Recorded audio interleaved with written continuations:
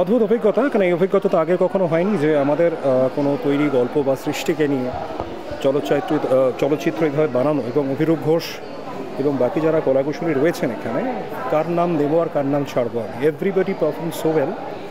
আর already আপনারাও দেখবেন বা আপনারা দেখছেন, আই থিঙ্ক একটা দুর্ধর্ষ অভিজ্ঞতা প্রত্যেকের জন্য, আমাদের জন্য তো বটেই, এবং দর্শক যারা আগামীকাল থেকে দেখবেন, trust me, this is a booming experience it will be. না, এটা বেসিক্যালি আমি আর অভিরূপ আলোচনা করেছিলাম, আর বাস্তবের সঙ্গে অনেকটা মিল তো রয়েছে এবং ছায়াবলম্বনে তার মধ্যে এমন কিছু ঘটনা রয়েছে বা এমন কিছু ক্ল্যানের কথা বলা হচ্ছে যাদের থেকে কিন্তু এই রূপটা খুব একটা আলাদা নয়। বেসিক্যালি বলতে গেলে সেখান থেকে ওটাকে তুলেই জিনিসটা করা হয়েছে। তার সঙ্গে রিসার্চ করেছিলাম তখন আমরা যখন ছবিটা করছিলাম, তখন আমরা ছবিটা নিয়ে সবাই খুব কনফিডেন্ট ছিলাম যে এটা সবার খুব ভালো লাগবে, মানুষের পছন্দ হবে। আমাদেরও ছবিটা কাজ করতে খুব ভালো লেগেছে। এইবার এখন অপেক্ষা যে মানুষের কেমন লাগে আর কি। খুবই এক্সাইটেড, কারণ যেটা বলছি যে আমাদের মনে হয়েছে যে ছবিটা অনেক মানুষের ভালো লাগার একটা ছবি। তো এবার মানুষ দেখবেন, তাদের ভালো লাগা খারাপ লাগা সব মতামত জানাবেন। তো এক্সাইটেড, নতুন একটা ছবি রিলিজ করছে। আমার কাজ করতে গিয়ে খুব ভালো লেগেছে ছবিটা। অভিরূপের ডিরেকশন আমার পছন্দ হয়, অভিরূপের সাথে এটা আমার থার্ড কাজ। আমার ফ্যান্টাস্টিক সমস্ত কো অ্যাক্টার্স রয়েছে, এবং আমার লাইফে আমি এই প্রথমবার একটা কোনো রিয়েল ইনসিডেন্টসের উপর বেস করে ফিল্মে অভিনয় করলাম।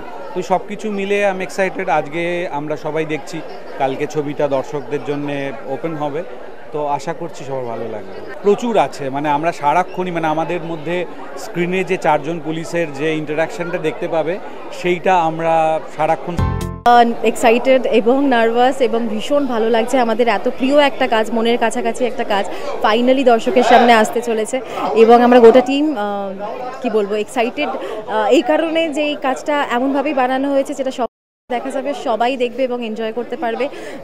যেমন অ্যাকশন অ্যাডভেঞ্চার দুর্দান্ত কাস্টিং রয়েছে, সেই রকমই অনেকটা ইমোশনাল জায়গাও রয়েছে, দর্শককে ভাবাবে এবং সেই রেশ রয়ে যাবে তাদের মনে, এরকম একটা বিশ্বাস আমাদের। কিন্তু ফাইনালি আপনাদের হাতে 27শে জুন ছবি মুক্তি পেয়ে যাচ্ছে। আমাদের পরিশ্রম, এবার আপনাদের পালা।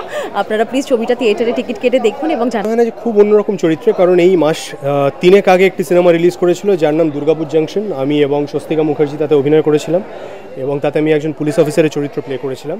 সুতরাং সম্পূর্ণ অন্য রকমের চরিত্র যে তা না, কিন্তু অন্য ট্রিটমেন্টের সিনেমা, একদম অন্য ধারার ছবি। দুর্গাপুর জাংশন একটি একদম অ্যাকশন ফিল্ড। দুর্গাপুর জাংশন একটা ইনভেস্টিগেটিভ ড্রামা ছিল, খুবই বিদেশি ছবির মতন করে শ্যুট করা। আর মৃগয়া সেখানে একদম হার্ডকোর অ্যাকশন মশালা ড্রামা, একটা আমাদের দেশে যেরকম সিনেমা আমাদের অডিয়েন্স দেখতে পছন্দ করেন, সম্পূর্ণ সেরকম একটা সিনেমা, এবং একটি রিয়েল লাইফ ইনসিডেন্টের ওপর বেস করে। তো সব মিলিয়ে আই থিঙ্ক আমাদের খুব পছন্দ যেরকম কাজ সেরকম একটা কাজ, এবং আমি আশা করে আছি যে আমাদের অডিয়েন্স এসে সেটা হলে দেখবেন, সেলিব্রেট করবেন। 27শে জুন আমাদের সিনেমা হলে রিলিজ করছে, এবং রাশ অলরেডি হলে চলছে। আপনাদের মধ্যে অনেকে দেখেছেন, অনেক ভালোবাসা দিচ্ছেন।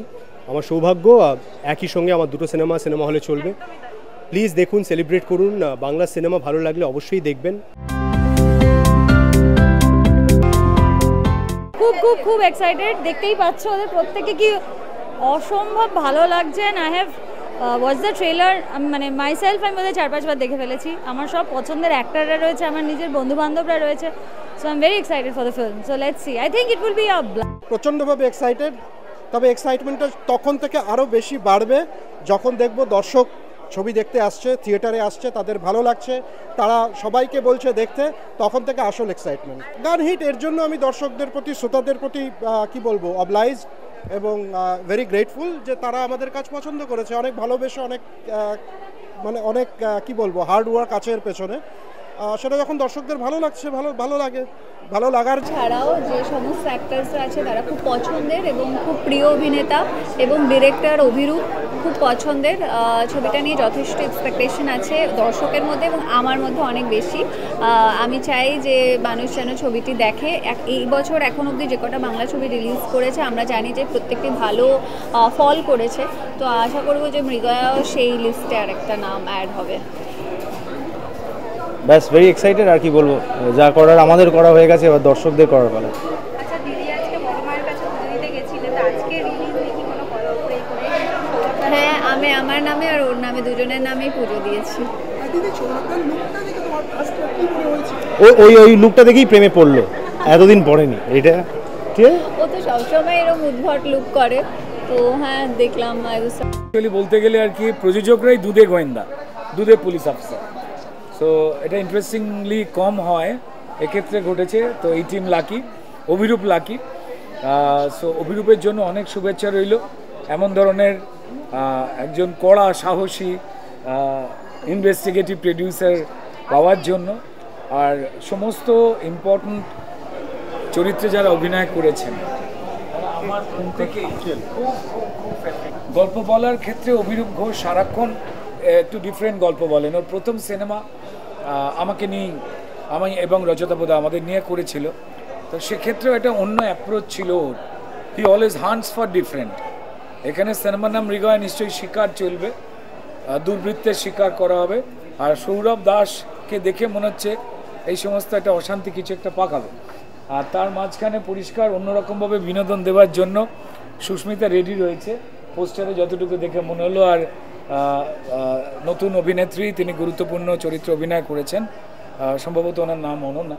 প্রত্যেকের জন্যই সংসারের ফুল প্রুফ একদম অ্যাকশন ছবি হতে চলেছে কিন্তু মৃগয়া। তার প্রিমিয়ারে আমরা উপস্থিত হয়েছিলাম এবং তারা জানালেন যে এই ছবি নিয়ে তারা কতটা আশাবাদী এবং তারা কি করতে চলেছে এই ছবিতে। ক্যামেরায় সন্তোষ রায়ের সঙ্গে সহেলি বিশ্বাস, ওঙ্কার বাংলা।